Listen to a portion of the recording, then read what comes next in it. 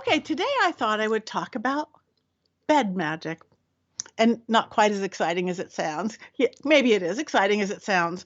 But so much of our time is spent in bed. It really is. They often say a third of our life is spent in bed, and I would like to know a person who actually gets 8 hours sleep because it's been decades since I've got 8 hours sleep. I don't even want 8 hours sleep, but the sleep I do get, I want it to be good sleep and the proper sleep and magical sleep. So, did you know that the way your bed faces affects your sleep and affects everything about it? So, I would tell you about that. Okay. And besides, in a lot of things like in feng shui, sometimes things aren't fixable. In my pagan and magic and witchcraft, everything's fixable if your bed is the wrong direction, and I will give you that. So, but let me tell you about. So you got to get your compass out, get your cell phone with your compass. So, if your head of your bed is facing north, a lot of people like that. That will increase your stability, your calmness, your prosperity, quick recuperation from illness. And some people think it's just the ideal direction because who doesn't want calmness, stability, quick healing from things? So if that's what you're looking for, put the head of your bed to the north.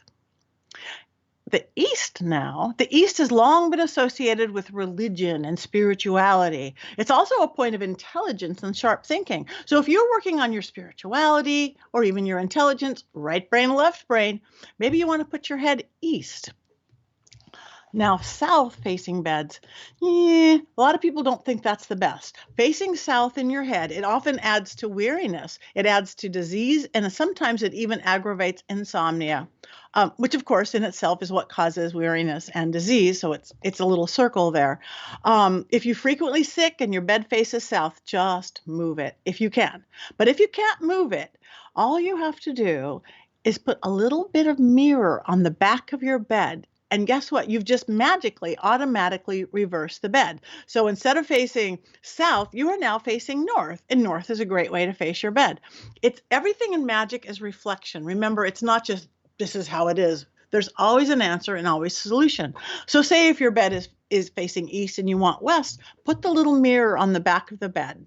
And if you want west, sleeping with your head to the west, that's love, that's spirituality, that's sensitivities of all kind and psychic awareness.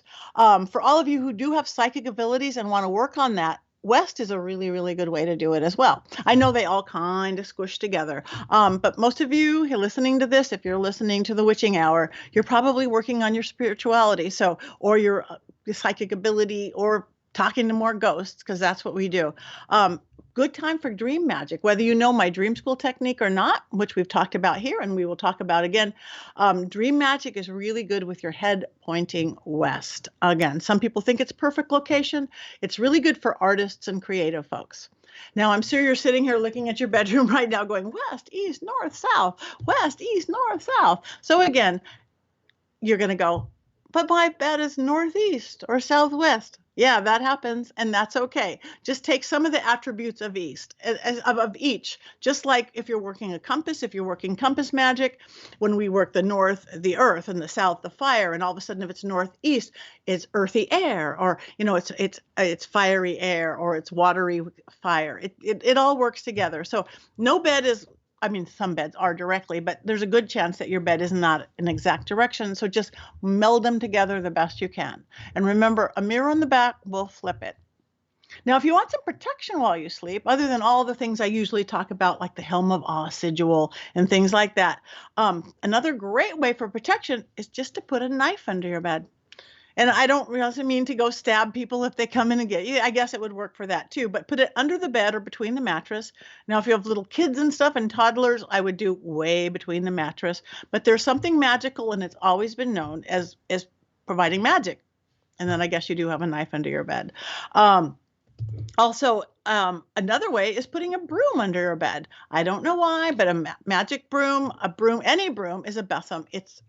It travels you through the realms. So just laying a broom beneath the bed is really good. Or a holy stone. Do you know what a hagstone is?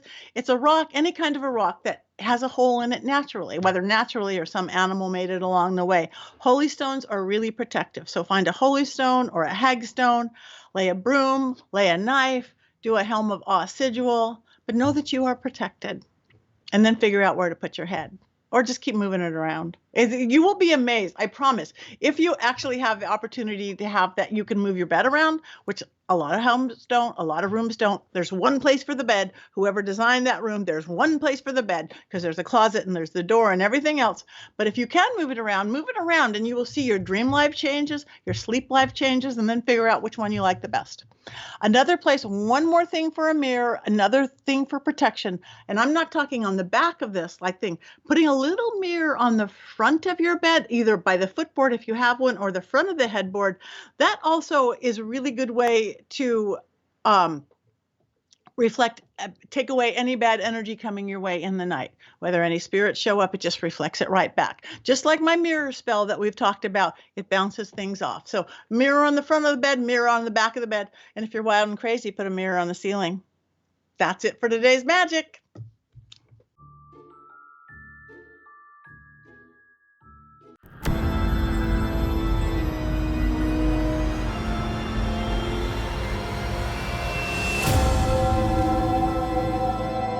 My Paranormal Network.